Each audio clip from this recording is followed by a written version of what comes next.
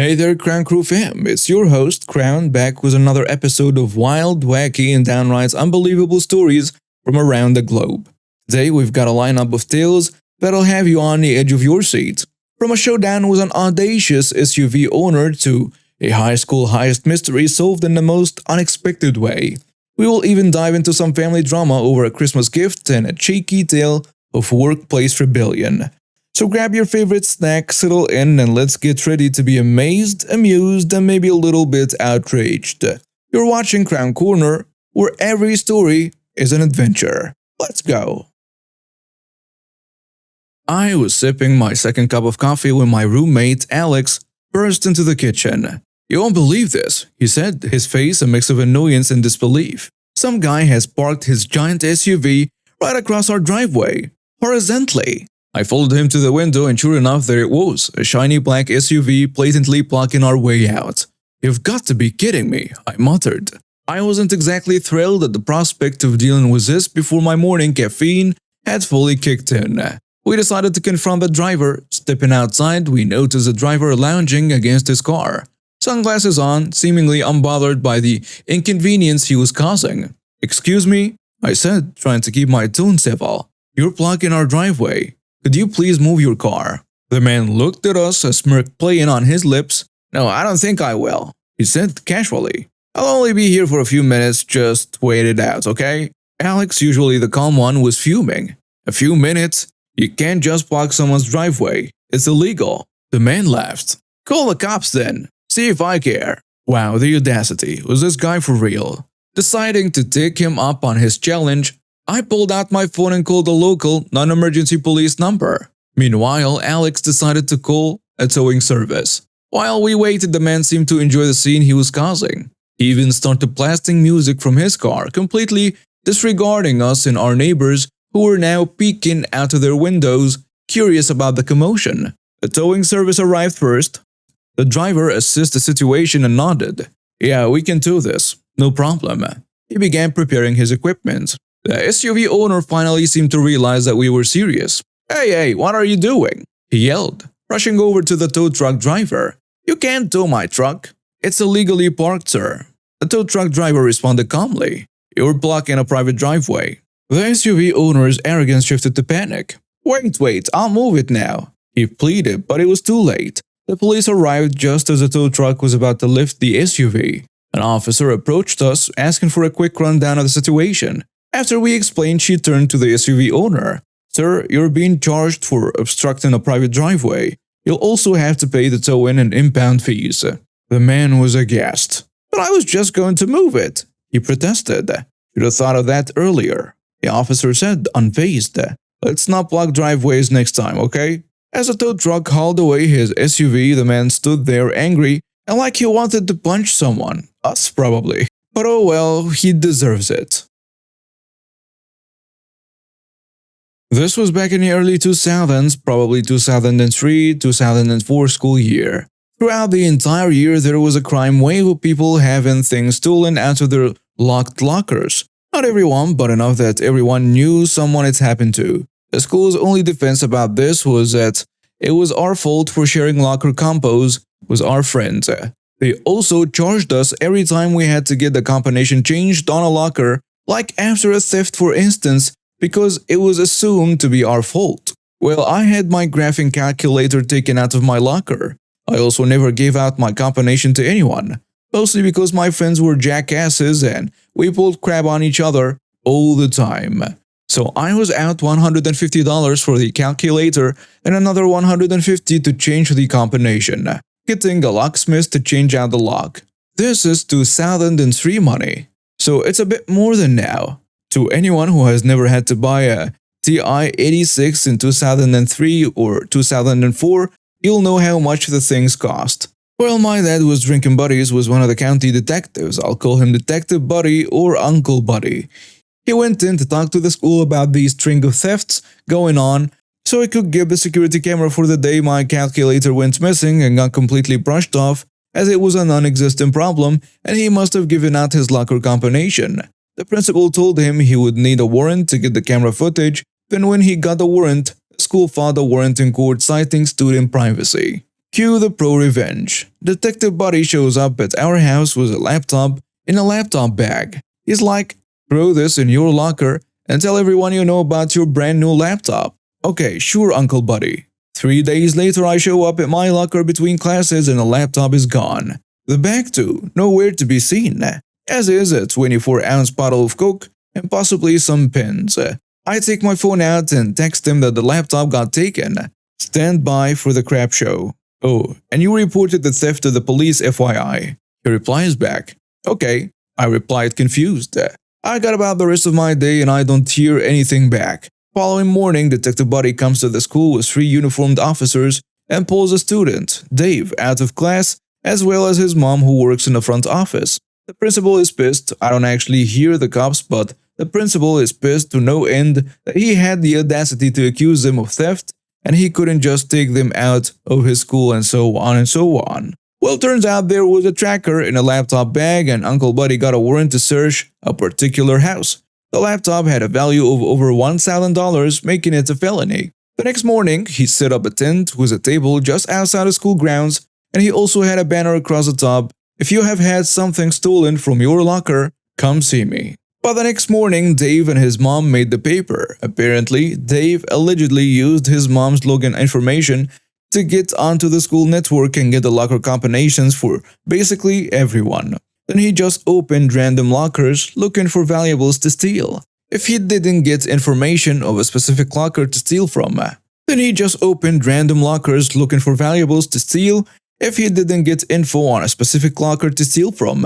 When we set up the stand to get more people reporting thefts, he racked up an astounding number of charges. Each locker counted as a separate misdemeanor unless a stolen object was worth more than $1,000, in which case it was a felony. In less than a week, Uncle Buddy opened and broke an investigation, and they charged Dave and his mom with 9 felonies and 35 misdemeanor charges. When I finally got the story from Buddy, he explained what the situation was. He had me stash a brand new laptop that had a GPS tracking unit stuck in it in my locker, then get it stolen deliberately, and then he got a warrant to search the property it had been taken to. Now the fun thing to stress is that the laptop was over $1,000 worth, pushing the theft from a misdemeanor to felony level. There were also another 8 felony charges, stuff like jewelry that was stolen from other people's locker and recovered. So any of the locker break-ins that amounted to over $1,000 stolen was a felony charge and less than $1,000 was a misdemeanor charge. Cool thing was that because the calculator and the laptop were separate days and the combination changed between the days, he got a felony and a misdemeanor charge off me alone.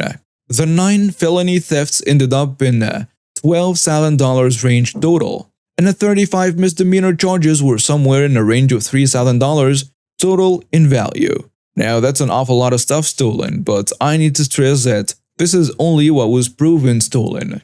Like this is what they caught him with in his possession that they could trace back to someone. They also didn't let him plead to anything. It was Podangsville, highest profile crime in years. It was without a doubt one of the worst crime sprees the county had seen in decades. Next up on revenge, everyone who had been charged $150 to get their locker combinations changed sued the school district in a class action lawsuit. The justification was that the school did nothing to investigate the 44 proven and more than likely 200 plus cases of locker theft and then charged money to get the locker combinations changed. There were 1,218 people in the class, and in total everyone got $85 after attorney's fees. The principal also lost his job for being a bonehead and not bothering to attempt to deal with a massive problem that was reported to him going on at the school. The fun thing I need to point out is that the school brought in a locksmith to change out the locks, and that's why they justified charging $150. Well, the school already paid the $150 a locker, but they also had to return $100 per locker, meaning that they were out $21,800 plus their legal fees for that class action suit. Next comes the criminal trial and the fallout. The prosecutor's deal was 10 years in prison, 5 in juvenile and 5 in adult prison for Dave, and 15 for Dave's mom. Well, they refused that deal and it went to trial. Dave got 1 year prison for each felony, a state minimum, and 1 month's probation for each misdemeanor. So 9 years plus 35 months of probation. His mom received 18 years of jail and 6 years probation. Haven't attended much of the best parts of the trial. I will say this. They had Dave on camera entering 20 plus lockers, and they had him in possession of stolen goods for every single charge they made against him. The judge was also not amused that there were likely other reported crimes that they got away with, but they couldn't prove it or they weren't reported. Dave's mom got it worse. That was a fun sentencing to show up for. But the most important thing is that I got my graphing calculator back. It had my name engraved inside the battery compartment, and I still have it as well as a cool story to tell. For Christmas, I, 29 female, received a very generous check from my parents. I wasn't expecting it and they never spent this much on gifts, so it took me by surprise. Not to give exact numbers, but it was 4 digits. I was very grateful and thanked them for their generous gift. Everything was great until the day after Christmas. My dad would come up to me multiple times and ask if I deposited the check. I told him that I would, and that I could deposit it through a banking app. Well, the day goes on and I forget to deposit the check. The 27th comes along and I get home from work and my dad gets on me again and asks if I deposited the check. I told him no and he seemed annoyed and again told me to deposit the check. Well, as you can probably guess, the day ends with me again forgetting to deposit the check. Now it's the day, the 28th, and my mom texts me while I'm at work asking if I deposited the check. I told her no and she must have told Dad because he started angrily texting me. I asked you to do something and you didn't do it. I am so upset with you, OP. It's not even funny. This is a total disrespect to me and your mom. I asked you to deposit that check and you didn't. You know we did this because we love you and you would turn around and not deposit the check like I asked. I am so upset. Just give me the check and I'll deposit it in your account if you're that lazy. Ungrateful. I was shocked when I read that while at work. And I'm not going to lie, it hurt a lot. I spent most of my lunch break in tears trying to think of a response. I love my dad a lot, but I felt like his anger was out of line and needlessly malicious. Unfortunately, while my dad is loving most of the time, he does have bouts of anger like this. Like once a year, not often at all. He never gets physical or anything but is very loud. Eventually, I texted him back saying, "Hi Dad. I'm sorry that this has made you upset. It's not that I'm ungrateful. I guess I just don't understand why this needs to be deposited right away. Especially since it hasn't been even a week since I received your very generous gift. I love you very much and I don't want this to damage our relationship, so I think it's no longer appropriate for me to accept this check. I'll give you the check back when I get home." I thought that was the best and most mature way to reply. Maybe he'll calm down? No. He replied back with this: "OP, when I tell you to do something, I want it done. When your mom asks you to do something, you do it. Now I want you to deposit that check today, or I will disconnect your internet. We live in the same house. I ask for the simplest thing and you can give that to me. I have my reasons for wanting the check cashed. You should honor my wish. As far as I'm concerned, this has damaged our relationship. I've since deposited the check like he asked, but I'm really confused. Am I really in the wrong here or is he blowing this out of proportion?" And now some comments on the post. Someone saying, "I feel for you, OP. I have ADHD and even if someone tells me a thing takes 1 minute, it might be hard to do. It didn't help that your father didn't explain why he was in such a hurry. I don't know how checks work and I will probably do the same. I'd look at that check and be scared to handle it because it's something new and strange to me. Handling money is scary as hell, and I'll probably procrastinate for a few days too. At least now you know that this is important to do quickly. If I were you, I'd call/talk to him and explain that you didn't know how to handle the check and that you didn't really know that waiting will be an issue. I would also say that you're very grateful for the money and sorry that you didn't see the urgency. Added to that, I would tell my father that he shouldn't assume you know how everything works and for him to be clear on why things need to happen. Authority and orders usually do not work for someone with ADHD, or just certain people, not the jerk." Another commenter adds, "Everyone's a jerk. My folks always taught me to not dilly-dally on depositing checks. because they are waiting for the check to clear and see their true balance remaining.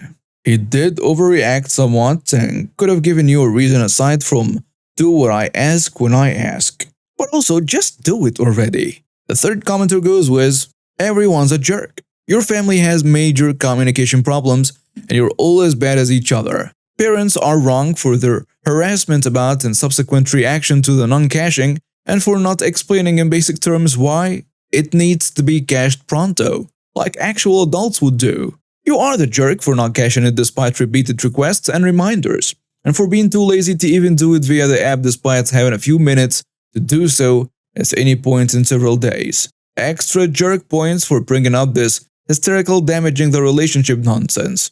Also, this family needs therapy because who the heck in a civilized world uses check in this day and age?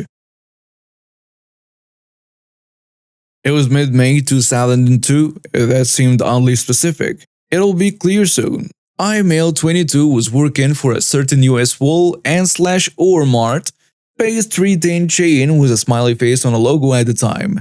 I was a sales associate who worked the evening shift. In retail, they are very clear about not being late, so I always clock in 5 to 10 minutes early, and you can't go home until the manager gives a say-so, as we had to clean up the store after closing. Add them that hour-long lunches are too long, and I'd often take 40 minutes and then clock back in.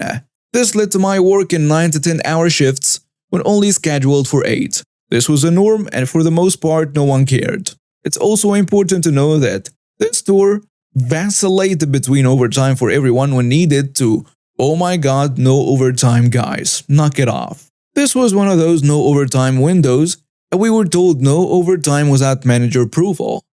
Cue the malicious compliance. May 2002, for those that don't remember or weren't alive for it, was the premiere of Star Wars Episode 2. This was a big deal to my nerdy Star Wars loving mind. But management, or really their heartless scheduling program that I'm convinced spats out schedules without human interaction, scheduled me for that Friday. I was going to miss… no I wasn't. I'd really had 4 shifts that week, which means when I showed up for my 2 to 10 p.m. shift, I had already worked about 36 and a half hours. And overtime meant that I had to leave before I had 40 hours, so as to not accrue any overtime, I checked my hours when I clocked in, did some math on a piece of scrap paper in the sporting goods department and calculated exactly how long I had to stay. Then with only minutes to go, I didn't see a manager to ask for OT. They were often in the back or front end, rarely in the middle store where I worked. I marched to the time clock and punched out. I gave my keys to a confused co-worker, saying I had hit 40. Go talk to Tony, he suggested. Tony is not a pseudonym. I just don't remember their names 20 years later. Thus, leaving around 5:30-ish, I had plenty of time for a 7 p.m. show. It was great. On my next shift, Tony asked why I left early. I said that I had hit 40 hours and had to leave. You should have asked the manager to stay. It took all my willpower not to say that I didn't want to stay, but I'm sure my early 20s, just above minimum wage body language, betrayed me. I said something to the effect of I'll look harder next time that neither of us believed, and that was that. And that's a wrap on today's episode of K-Korner. I hope you enjoyed these incredible tales as much as I enjoyed sharing them with you. If you've got a story that's just too good not to share, drop it in the comments below. We might just feature it in a future episode. Don't forget to hit that like button, subscribe for more K-Korner craziness, and ring that bell so you never miss out. Until next time, stay curious, stay cool, and keep on crowning. Peace out.